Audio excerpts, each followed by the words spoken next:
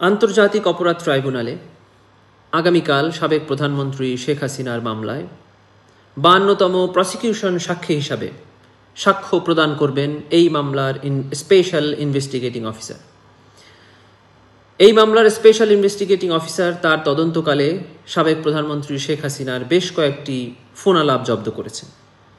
তিনি তার সাক্ষ্য প্রদানে সেই কয়েকটি ফোনালাপ ট্রাইব্যুনালে বাজিয়ে শোনাবেন এবং সেই মর্মে ট্রাইব্যুনালে সাক্ষ্য প্রদান করবেন। ট্রাইব্যুনালের অনুমতি সাপেক্ষে তার জবানবন্দি সরাসরি সম্প্রচার করা হবে ট্রাইব্যুনালের ওয়েবসাইটে এবং প্রত্যেকটি ইলেকট্রনিক মিডিয়াতে। ধন্যবাদ আপনাদের সবাইকে।